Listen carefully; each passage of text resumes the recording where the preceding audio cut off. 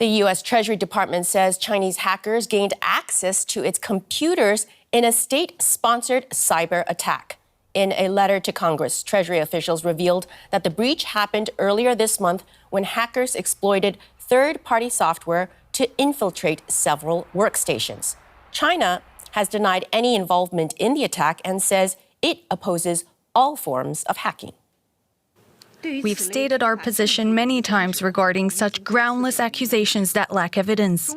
China has always opposed all forms of hacker attacks, and we're even more opposed to the spread of false information against China for political purposes. Let's get more on this with Ryan Kallenberg, who is Chief Strategy Officer at Proofpoint, a U.S.-based cybersecurity company. He joins us now from Silicon Valley in California. Ryan, in simple terms, how did the hackers do this, and what data were they able to steal?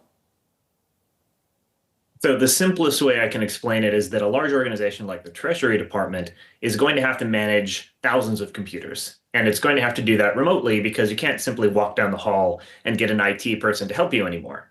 In order to do that, they have specialized software that does what we call privileged access management. And the entire point of that software existing, in fact, is to prevent that very, very powerful account from being abused or in the hands of attackers. Unfortunately, a vulnerability in the design of this particular tool did exactly the opposite. And that vulnerability has been fixed, but unfortunately delivered access to the Treasury Department to the Chinese threat actor. Now, officials of the U.S. Treasury Department are describing this breach as a, quote, major incident. Some security experts are speaking in almost apocalyptic terms about how bad this breach is. Is it that bad? I wouldn't say it is. Honestly, this is part of a long, long pattern. Chinese threat actors have gone after cybersecurity products for a very long time, and they've also done what we call supply chain attacks.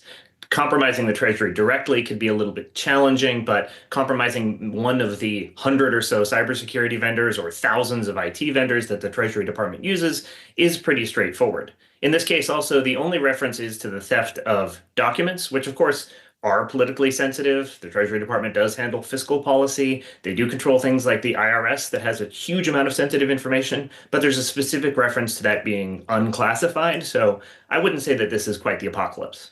And any surprise that, if true, it was China-backed hackers who were able to do this? No surprise whatsoever.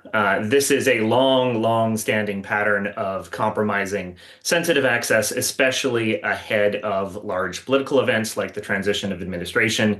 And of course, China always responds in exactly the same way. They deny any involvement. They condemn the entire notion of hacking as if they would never do that, even when, somewhat ironically, this is pretty straightforward espionage, which is more or less within the rules of the game. This is actually quite distinct from some other recent Chinese activity that does depart from international norms, like the attacks on U.S. critical infrastructure and even the attacks on U.S. telcos that were used to then spy on conversations. China, of course, as you say, denies all of this. Is there any chance that it's not China in this case?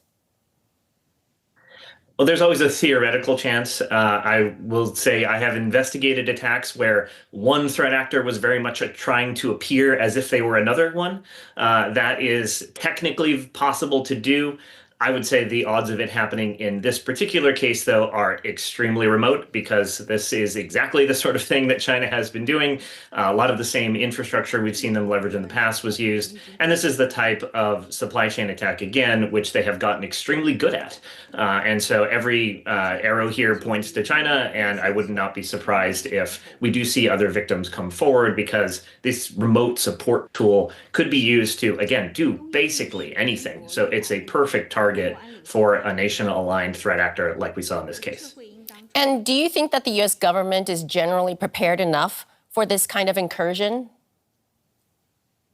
Unfortunately, this is one of the hardest problems to solve in all of cybersecurity, because if you think about it from the Treasury Department's perspective, they're not just on the hook for securing their own systems. They're now also on the hook for all of these different third parties whose security teams they do not control, whose infrastructure they might not know very much about, because a lot of this software is delivered from the cloud, which is really just a data center outside the Treasury.